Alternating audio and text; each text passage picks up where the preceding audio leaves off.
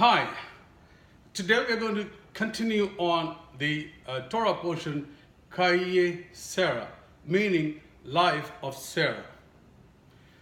When we say holiness in Jewish, it represents the temple. The temple is a place where the heaven and the earth meet each other. You know, there are a lot of miracles happen in the temple, but those miracles were just mirrored hundreds and hundreds years back from a tent where Sarah and Abraham lived. Above the Sarah's tent, there was cloud hovering all the time. And inside the Sarah's tent, the dough she was preparing was always blessed. And the third one, the menorah, the candles she lit, used to be lit for the whole 6-7 days in a year around. From Sabbath to Sabbath, it was lighting up. The same way in the temple, cloud was hovering up, and the bread was honored, and the menorah candles were lit. Menorah candles, which talks about the soul and the spirit.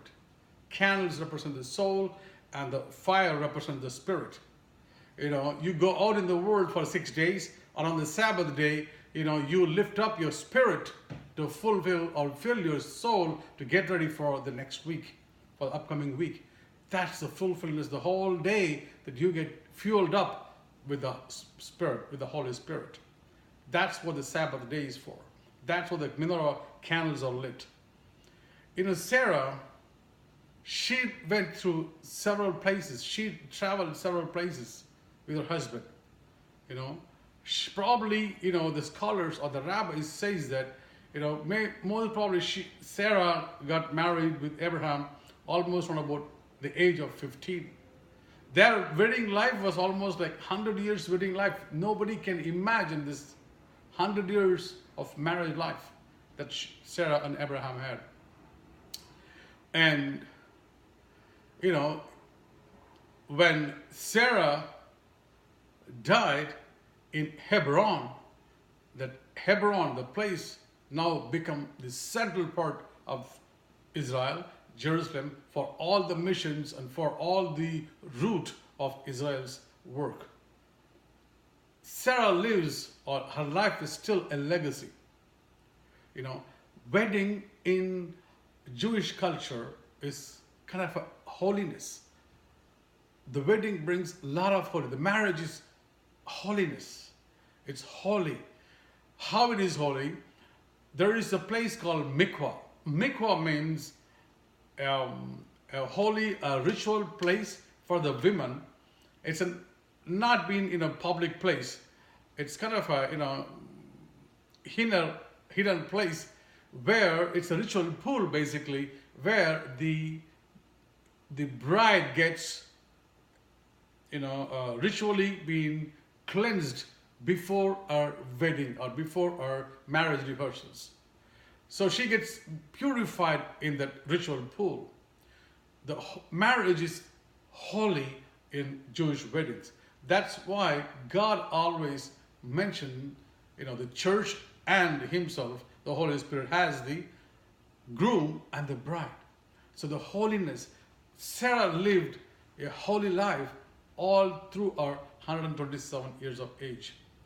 She left Mesopotamia to Canaan, faced a famine, went to Egypt, faced a Pharaoh, came back to Canaan, waited a long wait for giving a birth to Isaac. And she had to fight with, Hagar for the other problems. Sarah's life was not so easy life. She went through all the ups and downs, but still then she was in a mission. Our mission and our vision was a dream that she wanted to exhibit the one God for the whole world, the one God who created the whole world. That's what the mission of Sarah. She did that because people live in legacy.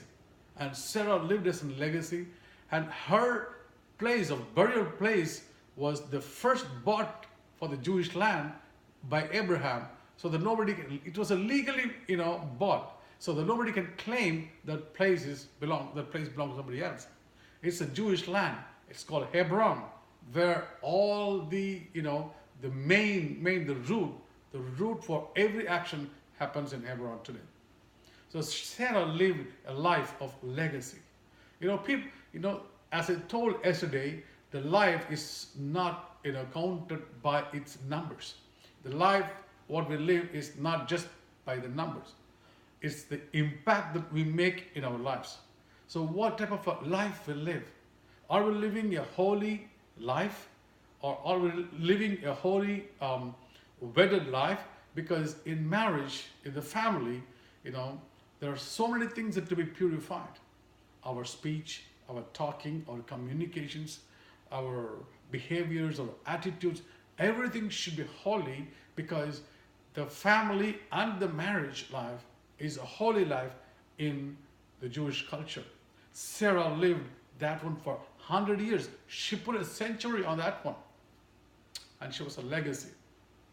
And she knew that through her that every generation will be given a birth. And after her death, that was passed on to Rebecca or Rivka. That's what they call in Hebrew. So Abraham passed his legacy to Isaac. So the generations were born, and the whole world is filled with Abraham and Sarah's generations.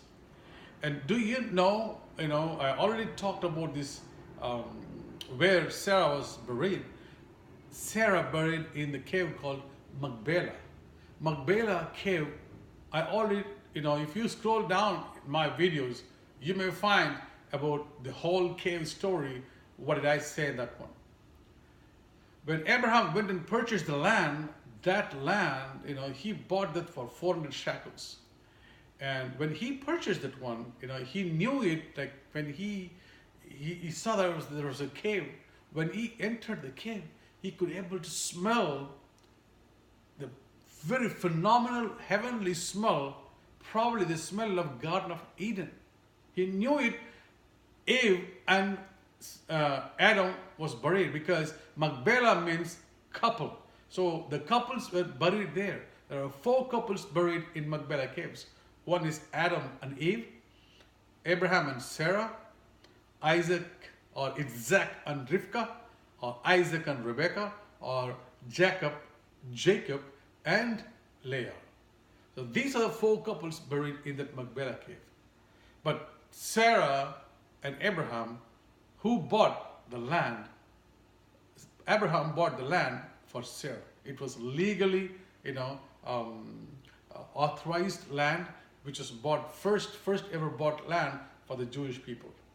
So Sarah lived a legacy life, and our life is also the same way. It is not that how many years I'll live. It's not that just how I live in a rich way, in a richful way, or in a very very proud life, or or a very comfortable zone, or it is not about that. It is not about. It's about how much I'm impacting to this world. What is my mission, and how I'm impacting to this world? That's the very important thing that we must learn from Sarah. Sarah, Chaiye Sara means life of Sarah. This one happens only after her death. Why we call it Chaiye Sara when she was already been buried in in the Machpelah caves? Why would anybody call life of Sarah? Because she was already dead. But that's what the legacy lives. Sarah lives eternal. Our life is eternal. So our life should be also the same way. We must impact. We should impact people. Our life should impact people. We cannot be sitting down and just listening things and just keeping quiet, or not doing anything. Try to impact yourself. Try to impact in the families. Try to impact yourself in the community. Try to impact in the yourself, in the society, in a city or the nation, wherever possible. Bring the holiness. Give it to other.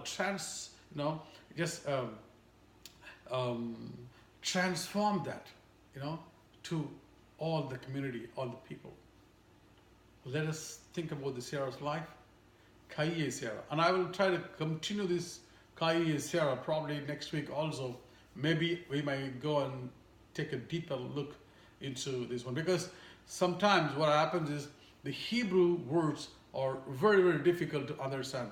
Even for there is a small one, big letter. When a small letter means big meaning, because one of the small letters which meant Abraham wasn't crying. Why he didn't cry? What's the problem? He lived with 100 years with Sarah. How come he was not crying? Because they wrote it in small letters, because there are some big letters, there are some small letters. So it is not easy to understand the Hebrew language. That's what I'm telling. The translation, the Bible, what we read, is not so complete what we read. Exactly, if you want to read anything, you must understand only through the Hebrew Bible. There is no other language that can tell us exactly what it is. That's what I'm telling. So that's why, when I say the Torah portions, it increases every time. It is a vast subject. Each and every letter tells you a different type of stories. Each and everything tells you different type of stories. Abraham was not crying when the funeral service was happening. Even the terminology, eulogy.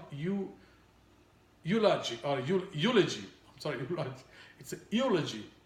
The term was born from this Jewish culture only. There's no other place that eulogy was born. We adopt so many things. Rabbis used to do the eulogy for the dead ones. Abraham did on himself the eulogy of Sarah. So it is so much thing to learn from the Hebrew language. But here what we see is the legacy of Sarah lives eternal.